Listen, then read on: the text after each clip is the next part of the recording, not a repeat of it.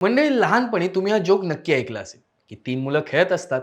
मग त्यातला एक म्हणतो की माझे बाबा रविवारी चंद्रावर जाणार आहेत. त्यावर दुसरा म्हणतो की अरे एवढं काय, माझे बाबा रविवारी मंगळावरती जाणार आहेत.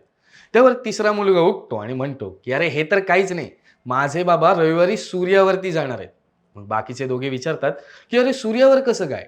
तर तो म्हणतो की अरे वेड्यानो, ते रात्री जाणार आहेत. मंडळी, लहानपणी आपण या जोकची खूप मजा घेतली. पण आता जर मी तुम्हाला असं सांगितलं की आता हे खरंच शक्य आहे, तर पेचात पडलात ना? पण हे खरं आहे. कारण नासाने 2018 मध्ये एक सॅटेलाइट लॉन्च केला, जो सूर्याचा अभ्यास करणार आहे. आणि आता फायनली 29 फेब्रुवारीला तो सॅटेलाइट सूर्याच्या सर्वात जवळ पोहोचणार आहे. आता उत्सुकता वाढली ना? पण चिंता करू नका, कारण या स्पेसक्राफ्टची माहिती आपण घेणार आहोत आजच्या भागातून. नमस्कार, मी असादत मंगेश मोरे आणि तुम्ही पाहताय न्यूज अनकटचा विषय काय हा कार्यक्रम. तर मंडळी, नासाच्या ह्या स्पेसक्राफ्टचं नाव आहे पार्कर सोलार प्रोब, जे नासाचं असं पहिलं स्पेसक्राफ्ट आहे जे सूर्याच्या कक्षेत जाऊन सूर्याचा अभ्यास करणार आहे. आता सर्वात प्रथम हा एक ऑर्बिटर असणार आहे, ज्याची दोन प्रमुख उद्दिष्टे आहेत. पहिलं म्हणजे सोलार विंड्सचा अभ्यास करणं आणि दुसरं कोरोनाचा अभ्यास करणं.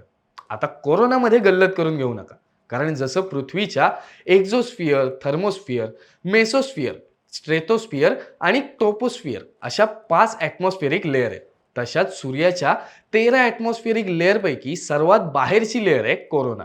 आणि ह्याच कोरोनाचा पार्कर सोलार प्रोब अभ्यास करणार आहे.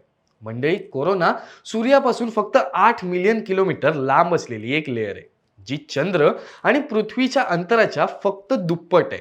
आता तुम्ही म्हणाल की सूर्याच्या इतकं जवळ गेल्यावर सूर्याच्या गुरुत्वाकर्षणामुळे हा ऑर्बिटर सूर्याकडे खेचला जाणार नाही का? आणि त्याच्याही पुढचं म्हणजे तो वितळणार नाही का? तर मंडळी, हीच या ऑर्बिटरची खासियत आहे. ह्या ऑर्बिटरवर खास पद्धतीने बनवलेली अत्याधुनिक उपकरणं असणार आहेत, ज्यात फील्ड्स एक्सपेरिमेंट उपकरण, इंटिग्रेट सायन्स इन्व्हेस्टिगेटर उपकरण, वाईल्ड फील्ड इमेजर आणि सोलर विंड इलेक्ट्रॉन्स, अल्फाज अँड प्रोटॉन्स म्हणजेच स्वीप ह्या उपकरणांचा समावेश असणार आहे.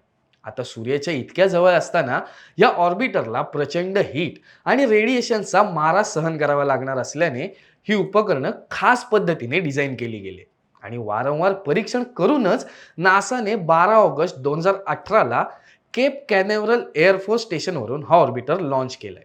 आता येते 29 फेब्रुवारीला हा ऑर्बिटर आपल्या निर्धारित ठिकाणी म्हणजेच सूर्यापासून 8 मिलियन किलोमीटर अंतरावरती पोहोचेल. पण मंडळी, हे झालं नासाच्या सोलर मिशन बद्दल.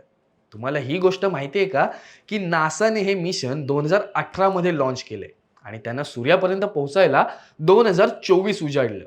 पण आपल्या इस्रोने मागच्या वर्षी आदित्य L1 हे मिशन लॉन्च केलं आणि अमेरिकेच्याही आधी आपला आदित्य L1 हा उपग्रह सूर्याच्या कक्षेत पोहोचणार आहे.